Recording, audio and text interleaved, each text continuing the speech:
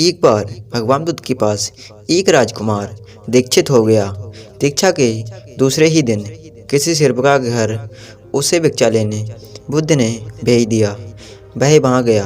रास्ते में दो तीन घटनाएं ऐसी घटी, लौटते में उनसे बहुत वह परेशान हो गया।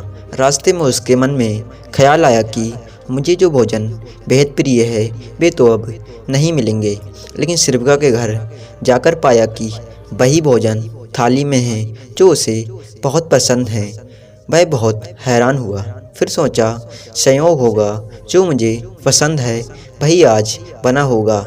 वह भोजन करता है, तभी उसे ख्याल आया कि रोज़ तो भोजन के बाद मैं विश्राम करता था 2 घड़ी, आज तो फिर धूप में वापस लौटना है। लेकिन तभी उस सिरबका ने कहा, हे भिक्षु, बड़ी अनुकंपा होगी अगर भोजन के बाद 2 घड़ी विश्राम करो।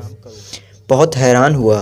तब वह सोचता था ये तभी उसने ये कहा था। फिर भी सोचा, संयोग की ही बात होगी कि मेरे मन की बात आई और उसके मन में भी सहज बात आई कि भोजन के बाद भिक्षु विश्राम कर ले। चटाई बिछा दी गई। वह लेट गया। लेटते ही उसे ख्याल आया कि आज ना तो अपना कोई साया है और ना कोई छप्पर है, अपना ना कोई बिछौना है, अब तो आकाश छप्पर है और ज़मीन बिछौना है। ये सोचता था। वह सिरबका लौटती उसने पीछे से कहा, हे बांधते, ऐसा क्यों सोचते हैं? ना तो कोई की साया है, ना कोई किसी का साया है। अब संयोग मानना कठिन था। अब तो बात स्पष्ट थी। वह उठकर बैठ गया और उसने कहा कि मैं बड़ी हैरानी में हूँ। क्या मेरे विचार तुम तक पहुँच जाते हैं? क्या मेरा अंतःकरण तुम पढ़ लेती हो? उस सिरबका ने कहा, निश्चित ही। पहले तो सबसे पहले स्वयं के विचारों का निरीक्षण शुरू किया था, अब तो हालत उल्टी हो गई है। स्वयं के विचार तो निरीक्षण करते करते क्षीण हो गए और विलीन हो गए। मन हो गया निर्विचार। अब तो जो निकट होता है उसके भी विचार निरीक्षण में आ जाते हैं। वह भिक्षु घबरा कर खड़ा हो गया और उसने कहा कि मुझे आज्ञा दें, मैं जाऊं। उसके हाथ पैर कांपने लगे। उस सिरबका ने कहा, इतने घबराते क्यों हो? इसमें घबराने की क्या बात है? लेकिन भिक्षु फिर भी रुका नहीं। वह वापस लौटा। उसने मुझसे कहा, क्षमा करें, उस द्वार पर दोबारा भिक्षा मांगने मैं ना जा सकूंगा। बुद्ध ने कहा, कुछ गलती हुई, वहाँ कोई भूल हुई। उस भिक्षु ने कहा, ना तो कोई भूल हुई, ना कोई गलती हुई। बहुत आदर सम्मान और जो भोजन मुझे बहुत ही प्रिय था वह भी मिला। लेकिन वह सिरबका, वह युवती दूसरे के मन के विचारों को पढ़ लेती है। ये तो बड़ी खतरनाक बात है, क्योंकि उस सुंदर युवती को देखकर मेरे मन में काम वासना भी उठी थी, विकार भी उठा था। वह भी पढ़ लिया गया होगा। अब मैं कैसे वहाँ जाऊँ? कैसे उसके सामने खड़ा हो पाऊँगा? मैं नहीं जाऊँगा, मुझे क्षमा करें। बुद्ध ने कहा, वहीं जाना पड़ेगा। अगर ऐसी क्षमा मांगनी थी तो भिक्षु नहीं होना था, जानकर वहाँ भेजा है। और जब तक मैं ना रोकूंगा तब तक वहीं जाना पड़ेगा। महीने 2 महीने, वर्ष 2 वर्ष, निरंतर यही तुम्हारी साधना होगी।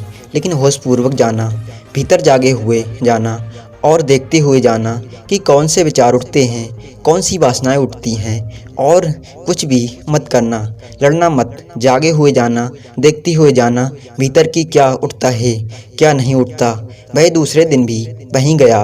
सोच में उसकी जगह आप ही जा रहे हैं और वह सिरबका आपका मन पढ़ लेती है। और वह बहुत सुंदर है, बहुत आकर्षक है, बहुत सम्मोहक है और वह मन पढ़ लेती है आपका। हाँ, मन ना पढ़ती होती, ये आपको पता ना होता तो फिर मन में आप कुछ भी करते। आज क्या करेंगे? आज आप ही जा रहे हैं उसकी जगह भिक्षा मांगने। रास्ते पर आप हैं। वह भिक्षु बहुत खतरे में है, अपने मन को देख रहा है, जागा हुआ है। आज पहली दफ़ा जिंदगी में वह जागा हुआ चल रहा है। सड़क पर जैसे जैसे उस सिरबका का घर करीब आने लगा, उसका होश बढ़ने लगा।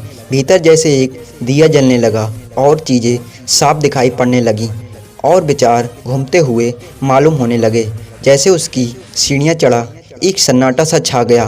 भीतर होश परिपूर्ण जग गया अपना पैर भी उठाता है तो उसे मालूम पड़ रहा है, श्वास भी आती जाती है तो उसके बोध में है। जरा सा भी कंपन विचार का भीतर होता है तो लहर उठती है। कोई वासना की वह कोई उसको दिखाई नहीं पड़ रही। वह घर के भीतर प्रविष्ट हुआ, मन में और भी गहरा शांत हो गया। वह बिल्कुल जागा हुआ है, जैसे किसी घर में दिया जल रहा हो और एक एक चीज़ कोना कोना प्रकाशित हो रहा हो। वह भोजन को बैठा, उसने भोजन किया, वह उठा, वह वापस लौटा। वह उस दिन नाचता हुआ वापस लौटा, बुद्ध के चरणों में गिर पड़ा और उसने कहा, अद्भुत हुई बात। जैसे जैसे मैं उसके निकट पहुंचा और जैसे जैसे जगा हुआ तो गया, वैसे वैसे मैंने पाया कि विचार तो विलीन हो गए, कामनाएं तो छीड़ हो गईं। और मैं जब उनके घर गया तो मेरे भीतर पूर्ण सन्नाटा था। वहाँ कोई विचार नहीं था, कोई वासना नहीं थी, वहाँ कुछ भी नहीं था। मन बिल्कुल निर्मल और शांत दर्पण जैसा था। बुद्ध ने कहा, इसी के लिए मैंने वहाँ भेजा था।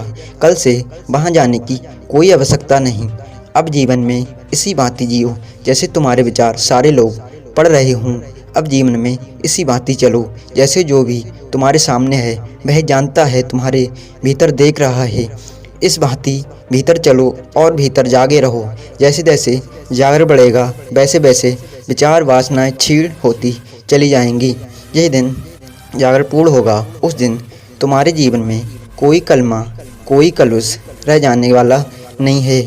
उस दिन एक आत्म क्रांति होती है। इस स्थिति के जागने को, इस चैतन्य के जागने को हो मैं कह रहा हूँ, विवेक का जागरण हो जाएगा। दोस्तों, हम जिसके बारे में बार बार सोचते हैं वही विचार आपके मन पे हावी हो जाते हैं।